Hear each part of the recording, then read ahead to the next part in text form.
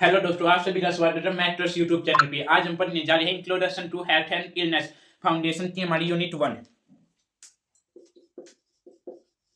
Introduction to health and illness. सबसे पहले हम हेल्थ के बारे में पढ़ेंगे। हेल्थ होती क्या है? हेल्थ एक कंडीशन है। क्या है? कंडीशन। कंडीशन बोल लो या स्टेट बोल लो। कंडीशन बोल लो या स्टेट बोल लो। किस चीज की बीइंग जिसमें हमारी body, sound, body, mind as soul की जो साउंड है वो नॉर्मल होनी चाहिए। जब हम हमारी हेल्थ जो की होगी अच्छी। अब देखते हैं हम aspect of health. Aspects of health. हमारी हेल्थ के क्या क्या एस्पेक्ट है। जनरल होती है हमारी 5। पहला है फिजिकल, दूसरा है मेंटल, तीसरा है इमोशनल,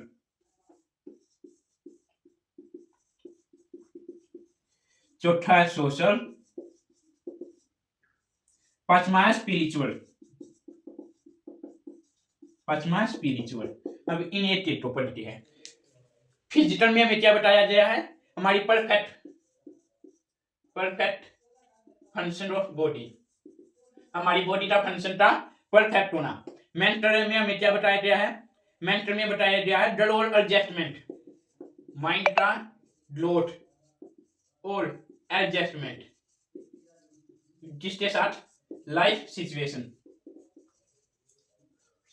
की सिचुएशन के साथ हमारी माइंड की ग्रोथ और एडजस्टमेंट को हमारी मेंटल एस्पेक्ट ऑफ हेल्थ में दर्शाया गया है। इमोशनल में दर्शाया गया हमारी फीलिंग्स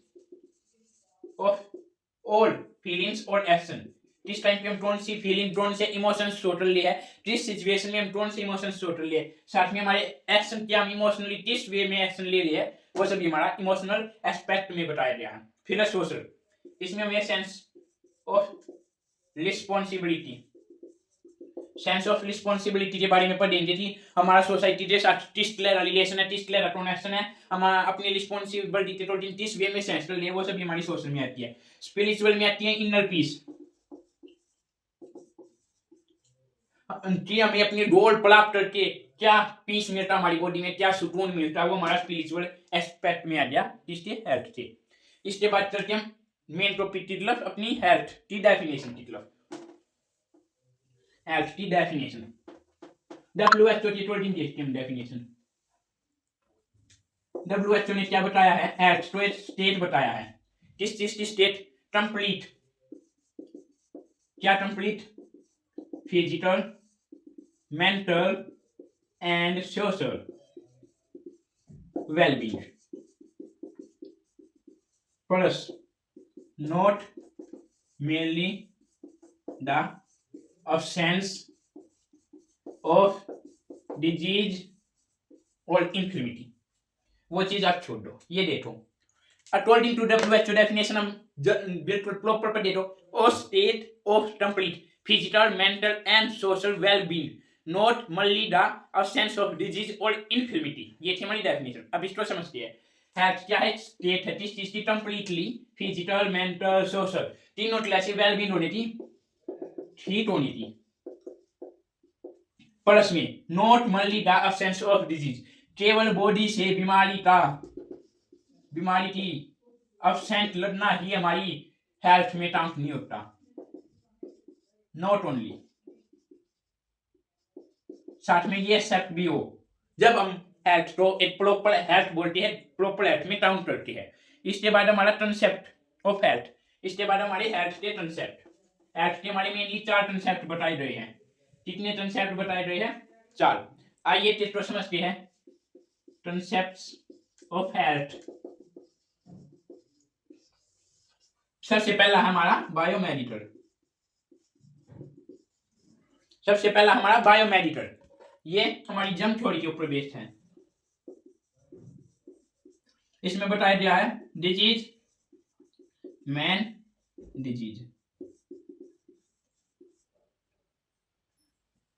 जम थ्योरी क्या कहती है? कोई भी बैक्टीरिया, वायरस, फंगाई है वो हमें अफेक्ट करता है, डिजीज करता है, इंसान को वही प्रोसेस वही साइकिल आती है, चलती जाती है। पर ये जो कंसेप्ट हमारा आज का ये रिजेक्ट हुआ। सिंपल सी बात, अभी हमने देखा, मैंने बताया अपने 4 कंसेप्ट ऐड किए। 4 कंसेप्ट वो ऐसे आए हो रही, एक फेल हुआ हो रहा, फिर दूसरा आया हो रहा, उसमें भी कुछ प्रॉब्लम हो रही है, उसको सुधारने के लिए हम तीसरा लेके आए हो रहे, फिर चौथा लेके आए हो रहे, ऐसे चेंजमेंट भी हो रही। तो हम सबसे पहले देखते हैं, हमारे पहले वाले ने जम छोड़ी के ऊपर बता दिया थी कोई भी बैक्टीरिया वायरस फंडाई वो हमें डिजीज के ऊपर देता। बात तो ये ठीक है, फिर ये रिजेक्ट क्यों हुआ? ये रिजेक्ट इसलिए हुआ क्योंकि साइंटिस्ट ने रिसर्च की थी हमारी बॉडी में केवल बीमारी बैक्टीरिया टेटान जर्म्स टेटान नहीं होती। कई बार वो माल न्यूट्रिशन की टेटान ब्लड एडिक्शन, एक लता बहुत ज्यादा ले लेना, अब्यूज ब्लड अब्यूज करना, सब्सटेंस अब्यूज बोल लो, उस टेटान भी हो जाती है। एक्सीडेंट टेटान भी होती है, मेंटल हेल्थ भी अफेक्ट हो जाती है। इन सभी टेटान भी हमें डिजीज हो रही है। तो ये थ्योरी तो गलत हुई ना थी, केवल जर्म्स टेटान हमें थ्योरी हो रही है। इसलिए इसको रिजेक्ट करके अपना अगला आया था इटोलॉजिकल कंसेप्ट। दूसरा आया था इटोलॉजिकल। इटोलॉजिकल में क्या बताया था? इन्वायरमेंट। इटोलॉजिकल भी बिल्कुल इजी है।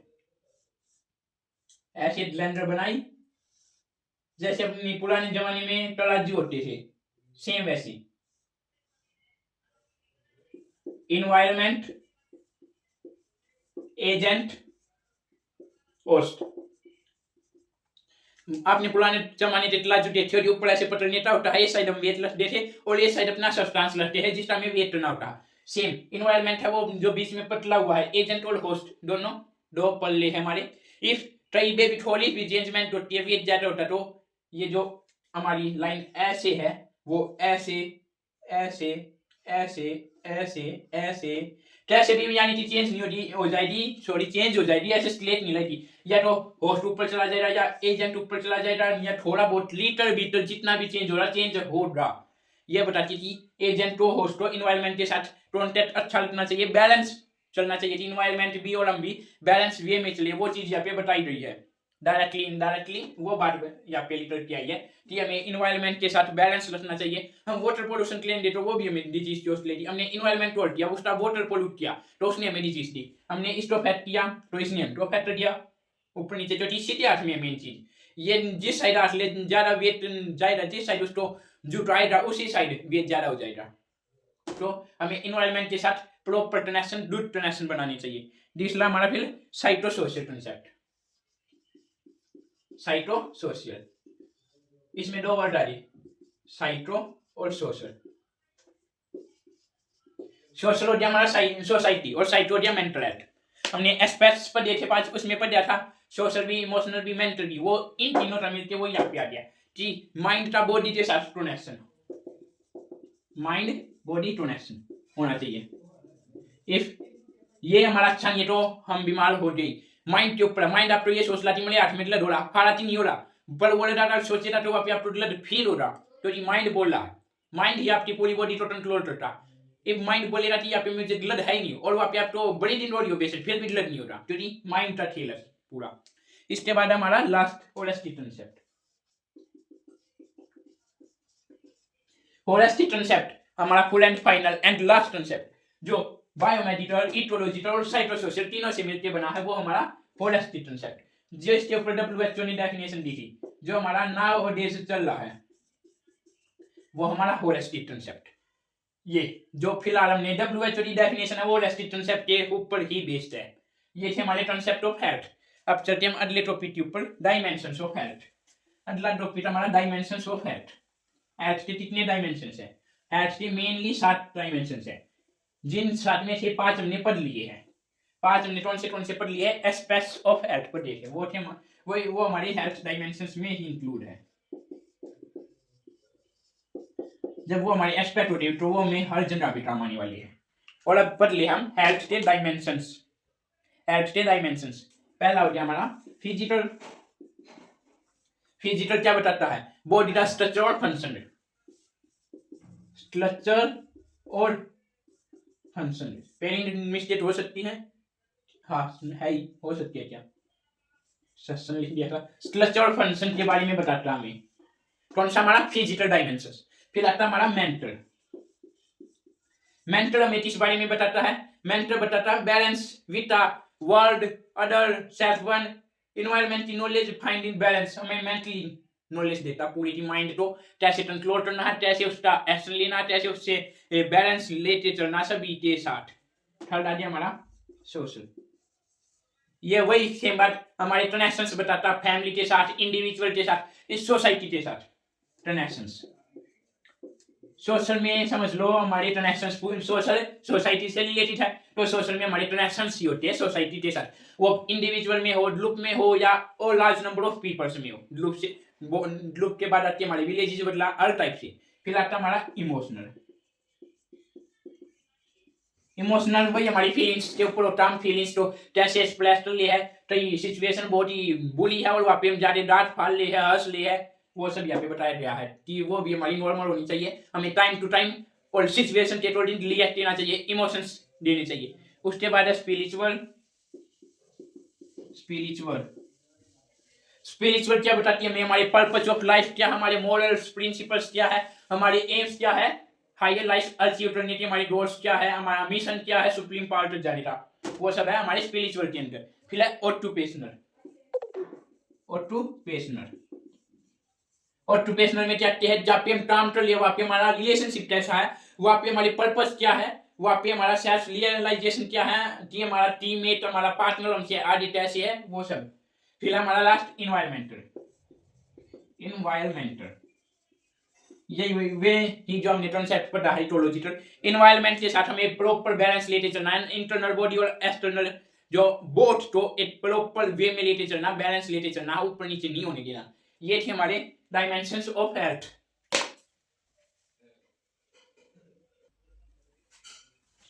डायमेंशंस ऑफ हेल्थ के बाद अपना अगला टॉपिक है डिटरमिनेंट्स। अगला टॉपिक हमारा डिटरमिनेंट्स ऑफ हेल्थ। जैसे हमारे हेल्थ के डायमेंशंस थे, ऐसे ही हमारे हेल्थ के कुछ डिटरमिनेंट्स भी है, जो हम जनरली 5 लेके चलते हैं, 5 टॉप लेते हैं, जो हमारे बिल्कुल मेन है। हेल्थ डिटरमिनेंट्स कौन से हो गए, एक तो हमारा सिंपल बायोलॉजिकल हो गया, फिजिकल से मिल लिए नीचे बना दिया मैंने बायोलॉजिकल, हमारी ग्रोथ होगी या हमारी हेल्थ हो, ग्रोथ होगी, हमारा फंक्शन स्ट्रक्चर सब बायोलॉजिकली में आ गया। फिर हमारा लाइफस्टाइल। लाइफस्टाइल हमने हमारा जो सोशल डायमेंशन था उससे बना दिया, हमारी सोशल वैल्यू क्या है, हमारी कल्चरल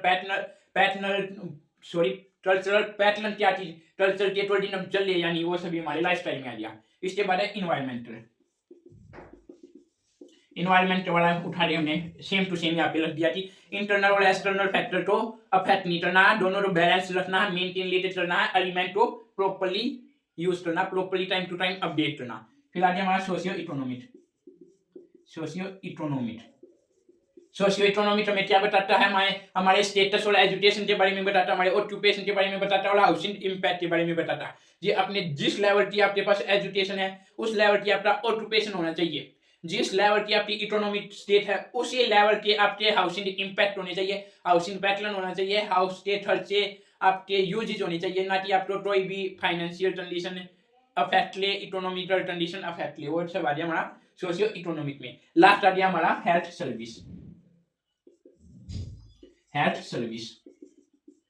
हेल्थ सर्विस में हमें क्या बताया गया, हमारी सोशल डेवलपमेंट के बारे में बताया गया, हम डिजीज से अपने आप को कैसे प्रिवेंट ले, जैसे प्रिवेंशन ले, जैसे अपनी हेल्थ को प्रमोट ले, वो सभी हमारी हेल्थ सर्विसेज में आ गई। इसके बाद है मैस्लो हायरार्की ऑफ नीड, एक बहुत important topic. Maslow hierarchy of need एक हमारे साइंटिस्ट थे अमेरिकन, अमेरिकन साइंटिस्ट या साइकोलॉजिस्ट थे, अब्राहम मैस्लो, अमेरिकन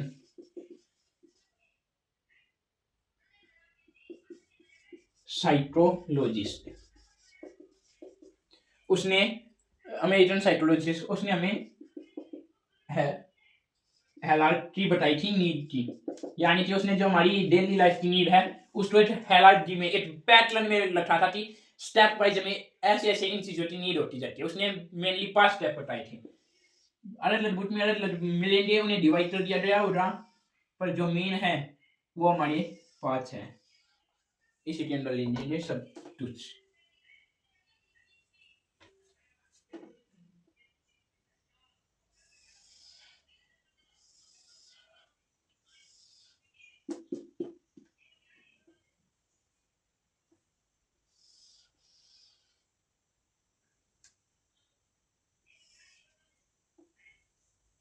लो ये बन रही है हमारे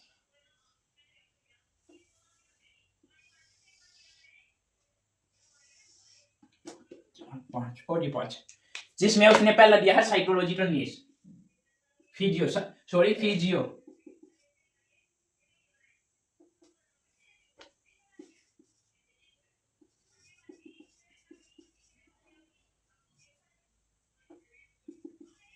पहली थी हमारी फिजियोलॉजिकल नीड्स, जिसमें आता है हमारा वाटर, फूड, शेल्टर,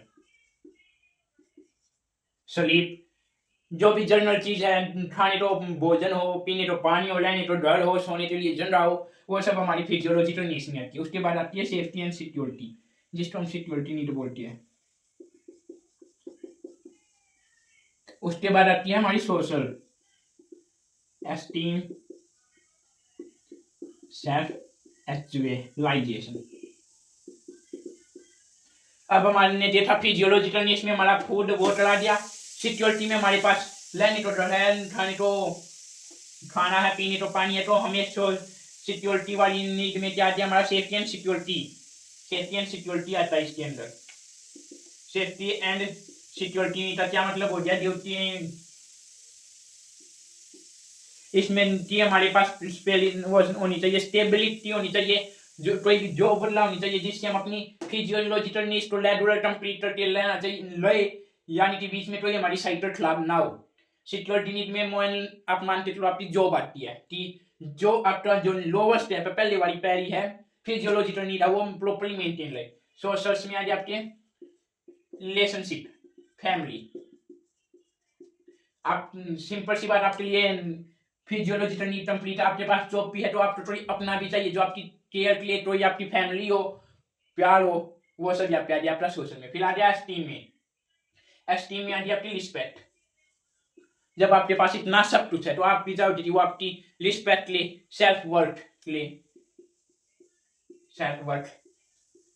और ये सारी चीज है तो आप लास्ट में सेल्फ एक्चुअलाइजेशन पे तो जाओगे ही, कि आप एक मिडिल क्लास से हो और जो आपका दोस्त है वो लिच क्लास फैमिली में, जैसे क्या आपने आपकी किस नीड में प्रॉब्लम रही है, फिर आप वापस स्टार्टिंग में आ जाए। ये नहीं कि आपने रियलाइज कर दिया कि हाँ वो मेरे से आगे चला जाए क्योंकि उसने 12th करी, मैंने 10th।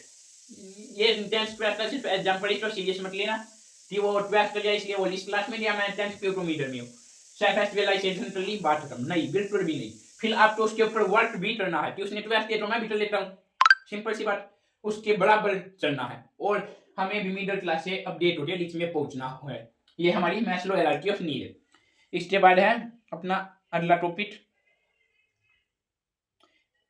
Illness wellness continuum model. Illness wellness continuum model, ये भी बहुत इंपॉर्टेंट टॉपिक आपके एग्जाम व्यू ऑफ पॉइंट में।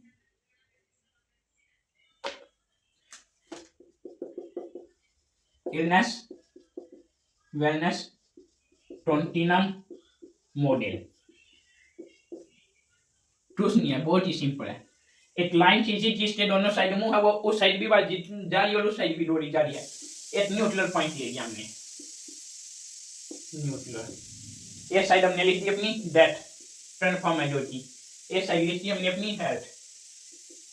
अब न्यूट्रल से हम पहले एच की साइड चलेंगे तो अवेयरनेस, अवेयरनेस नाम का गाँव आएगा, फिर एजुकेशन का आएगा और लास्ट में ग्रोथ। ये तीनों ड्राव पार करके मैथ के सेल में पहुंच जाएंगे। हमें डेथ के लिए सेल में जाना तो साइन ड्राव आएगा, फिर सिम्टम्स आएंगे और फिर डिसेबिलिटी। अब देखते तो समझती है कि ये ड्राव सेल हमने क्या पढ़ लिया। हम है यहाँ पे बिल्कुल न्यूट्रल में, यहाँ पे।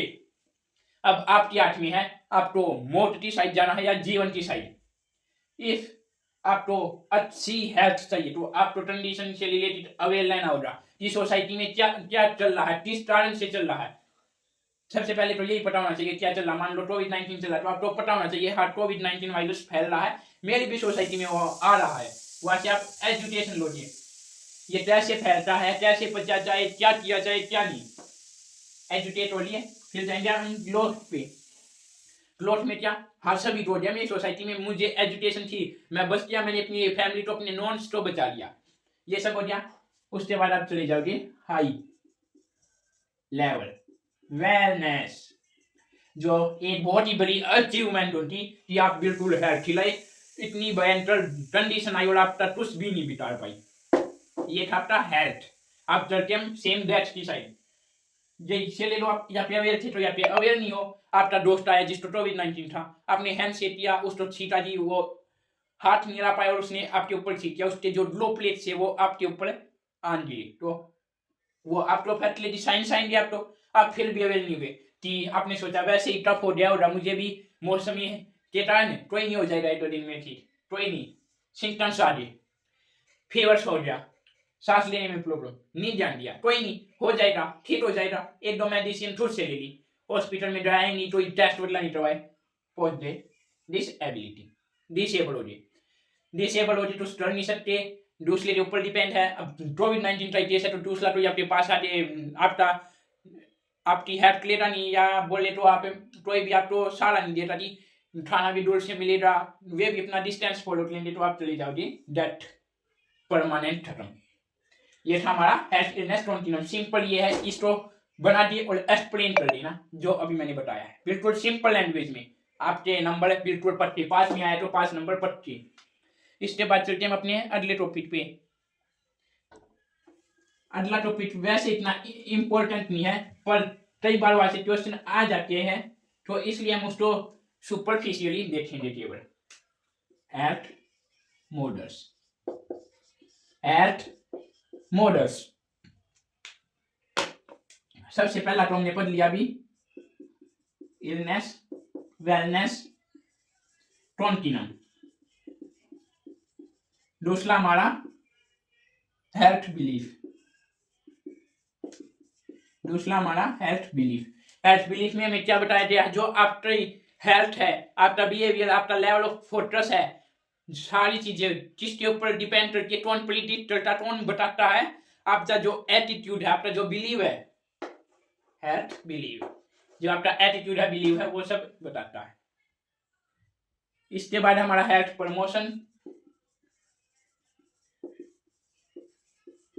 हेल्थ प्रमोशन में वही बात है, हम अपनी हेल्थ को प्रमोट करने की वे बदला पर थी, हम किस तरह से अपनी हेल्थ को प्रमोट कर सकते हैं, किस तरह से हम डिजीज से प्रिवेंट कर सकते हैं, ये डिजीज हम इसको टेस्ट से दूर बता सकते हैं और अपनी हेल्थ को ऊपर ले जा सकते हैं। और फिर हमारा लास्ट वाला है holistic health model, holistic health, जो इनको सेम हमारे जो कंसेप्ट हेल्थ वही है, ये वही एक्सप्लेन करना है। इसके बाद है फैक्टर, कौन से फैक्टर हमारी हेल्थ को अफेक्ट करते हैं।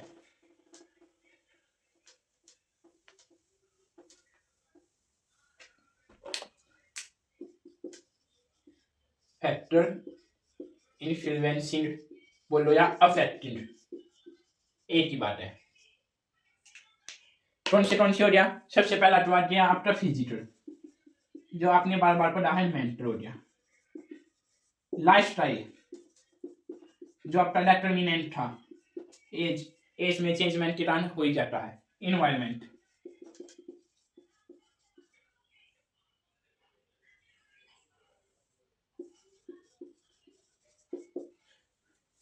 और कौन से है, साइको सोशल एनवायरमेंटल में आ गया।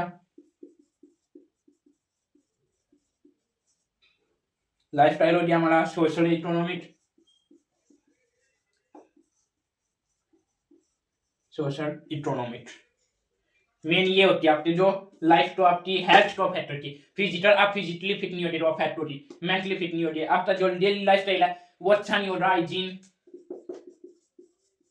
हाइजीन नहीं हो रहा, एज के टाइम कई बार अफेक्ट हो, कई बार क्या हर बार होती है। इन्वायरमेंट में चेंजमेंट के टाइम भी सोशल कनेक्शन अच्छे नहीं है, अकेला फील होती है, डिप्रेशन में चले जाओगे, स्ट्रेस लगेगा, एंजाइटी लगेगी, कोई हेल्प नहीं लेगा। इकोनॉमिक स्टेट अच्छी नहीं है तो आपकी हेल्थ डायरेक्टली इनडायरेक्टली इफेक्ट होती ही लगेगी। फिर यहाँ पे हमारा हेल्थ कंप्लीट हो गया, अब चलते हम इलनेस की तरफ। इलनेस पढ़ने से पहले हम दो चीज पढ़ लेते हैं सिंपल सी। क्यों चीज सोचो आप, प्रोजेक्टिव ऑर्गेनिज्म और मोड ऑफ ट्रांसमिशन,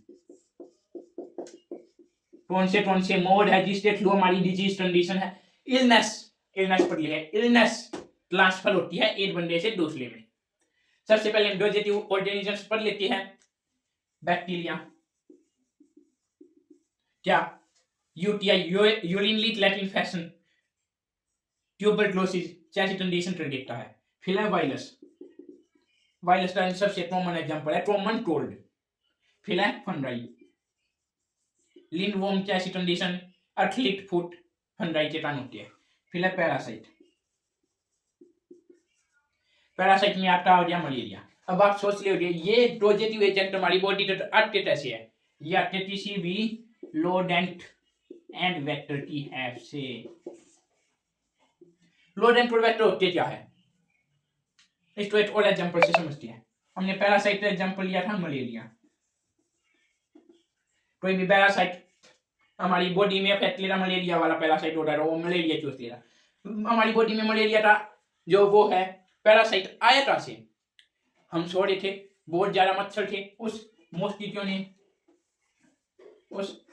मॉस्किटो ने आपको बाइट किया, कट किया।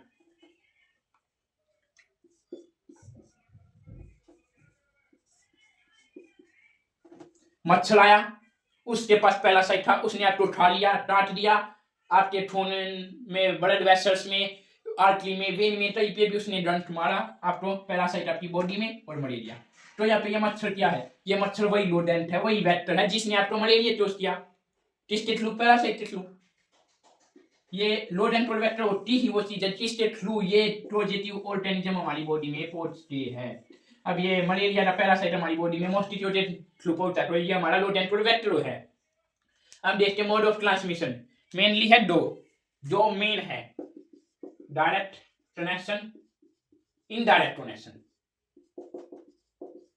डायरेक्ट के अंतर क्या गया, person to person, person to person. जैसे हमने अपने हेल्थ इलनेस वेलनेस कंटिन्यूम में एग्जांपल लिया था, आपका दोस्त आया, वो आपके ऊपर उसकी ड्रॉपलेट आई, पर्सन टू पर्सन कॉन्टैक्ट हो गया डायरेक्ट, और ट्रांसमिशन ऑफ डिजीज इलनेस हो गया। दूसरा animal to person, animal to person, animal to person कैसे हुआ, ऐसे हुआ, लोडेंट वेक्टर के थ्रू हुआ, एनिमल टू पर्सन, एनिमल से पर्सन में आ गया। थर्ड है मदर टू अनबॉर्न चाइल्ड, वो तो पेट में है, उसके अंदर है, ना तो उसको मॉस्किटो डाल सकता, ना उसके ऊपर छींट सकते, तो उसमें डायरेक्ट कॉन्टेक्ट में कैसे आ गया। अब माँ है, उसके बीच में बच्चा है, तो उसको न्यूट्रिशन कहां से मिल रहा है, प्लेसेंटा देख लो ना, प्लेसेंटा पता होगा। तो अब मदर टू इन्फेक्शन है, तो वो प्लेसेंटा देख लो, बच्चे में भी जाएगा, डायरेक्टली जाएगा। मान लो अनबॉर्न चीजन हमने बॉर्न चाइल्ड ले लिया, 1 महीने का, 2 महीने का, अब मदर टू इन्फेक्शन है, वो लैक्टेट तो ले रहा, ब्रेस्ट मिल्क तो यूज ले रहा, दूध तो पी रहा, तो वो लैक्टेशन के टाइम पे भी मदर टू चाइल्ड में चला गया डायरेक्टली। फिर आ गया इनडायरेक्ट, इनडायरेक्ट में आ गया इंसेक्ट बाइट, इंसेक्ट बाइट जैसे टेरियर्स और इंसेक्ट बाइट। या पे आपके दिमाग में एक चीज आई होगी, एनिमल टू पर्सन भी वही था और इंसेक्ट बाइट भी वही है। एनिमल टू पर्सन में हम सिंपल, या पे मैंने वैसे बताया था, अब एनिमल टू पर्सन हो गया main direct bite, direct infection, जैसे लेबीज। इनडायरेक्ट में हो गया लाइक मॉस्किटो, ये वाला ही हमारा एग्जांपल, कि उस वो एक प्रकार का रोडेंट वेक्टर, उसने हमारी बॉडी में, हमारे ब्लड में पैरासाइट छोटा है, इन्फेक्शन नहीं छोटा, या फिर उसने डायरेक्ट इन्फेक्शन छोटा है, जैसे स्नेक बाइट हो गया। वो तो फंडी तो हमारी ब्लड में, हमारी बॉडी में छोड़ेगा नहीं, ना कोई बैक्टीरिया, ना कोई वायरस, वो डायरेक्ट पॉइजन छोड़ देगा, डायरेक्ट सेल छोड़ देगा, तो वो यहाँ पे आ गया और ये यहाँ पे आ जाएगा।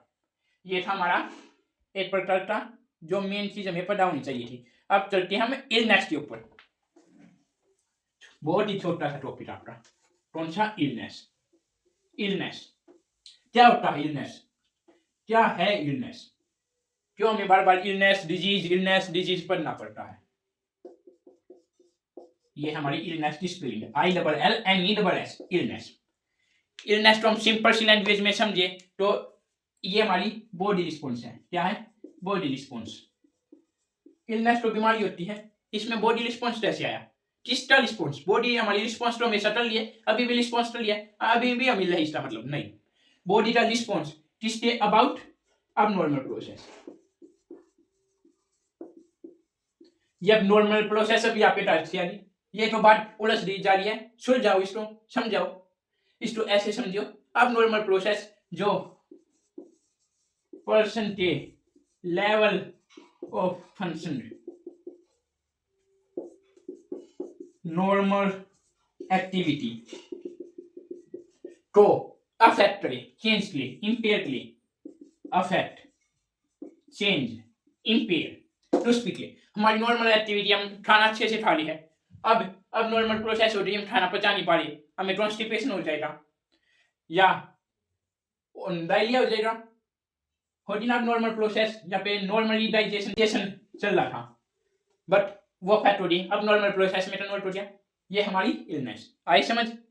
सिंपल सी लैंग्वेज देखो, an illness is a response of the person to disease, person का डिजीज तो रिस्पॉन्स है किस चीज का, it is an abnormal process in which person level of functioning is changed when compared with the previous level। ये थी हमारी illness. अब देख लेते हैं टाइप, क्या टाइप, मेनली 4 टाइप है। जो शॉर्ट टर्म के लिए, कुछ टाइम के लिए वो एक्यूट होगी, जो लंबी चले सालों साल चले वो क्रोनिक होगी, कोई एज के कारण होगी कि हाँ अब ज्यादा एज होगी तो उसमें अफेक्ट करती है, वो हमारी एज रिलेटेड, जैसे डायमेंशिया हो गया, ओल्ड एज में जाके होता है, भूलने की बीमारी एक प्रकार से ओल्ड एज रिलेटेड इलनेस होगी।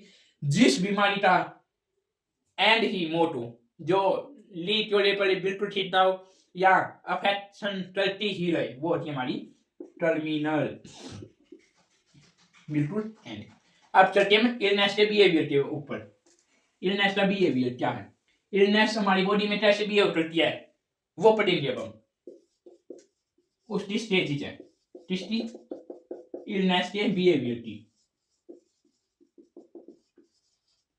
अब डायरेक्ट तो आपको ये हो रहा नहीं कि आप बीमार हो गए, अब तो इलनेस नहीं हो रहा, बिल्कुल भी नहीं हो रहा, आपको भी पता। अब हम पढ़ेंगे stages of illness behaviour, illness कैसे बिहेव करती है। सबसे पहला स्टेज है सिम्टम्स एक्सपीरियंस, हमारी बॉडी में थोड़े थोड़े सिम्टम्स आएंगे, साइंस आएंगे, जैसे फीवर बदला, कफ बदला।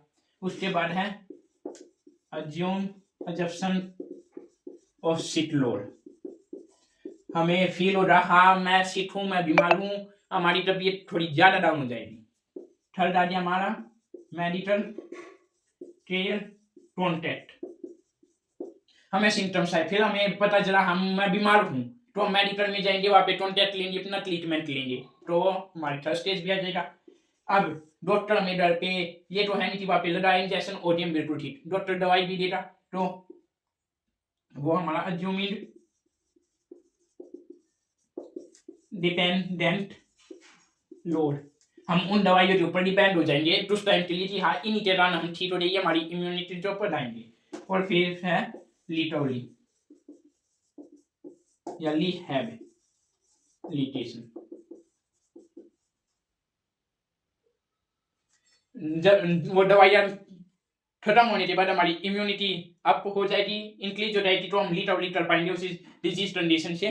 रिहैबिलिटेशन आप लोगों के लिए यहाँ पे नया वर्ड हो सकता है, मैं यही बोला है, हो सकता है। रिहैबिलिटेशन होता है किसी भी बंदे को किसी भी ट्रॉमा के बाद, एक्सीडेंट के बाद, डिजीज कंडीशन के बाद उसकी जो डेली लाइफ स्टाइल एक्टिविटी है, नॉर्मल एक्टिविटी है, डेली एक्टिविटी है, वो करने के एबल बनाना। जैसे किसी का हार्ट अटैक हो, उसको हम रिहैबिलिटेशन सेंटर में ये सिखाएंगे कि वो अपना बिना उस हार्ट के अपनी जो डेली की नॉर्मल एक्टिविटी है वो कैसे कर सकता है, ना कि वो सिर्फ एजेंडा बैठा रहे टीम फैमिली तो ये सब करना, वो खुद से भी कैसे क्या कर सकता है, वो सब रिहैबिलिटेशन सेंटर में बताया जाता है। फिर हमारा अगला topic emotional response of illness.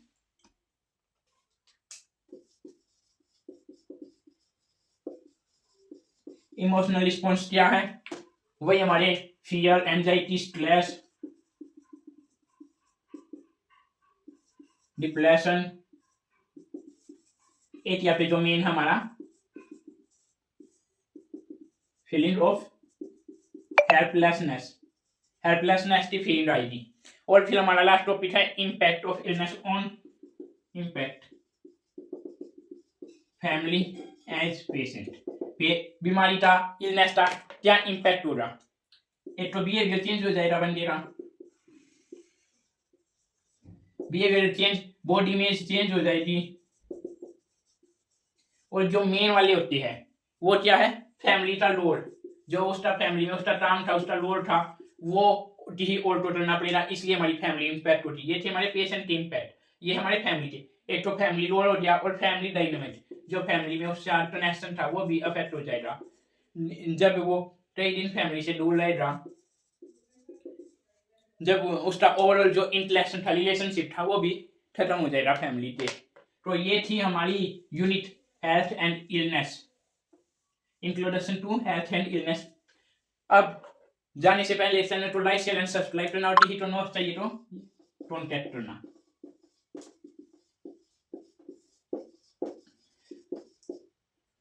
और वीडियो को लाइक शेयर एंड सब्सक्राइब करना मत भूलना।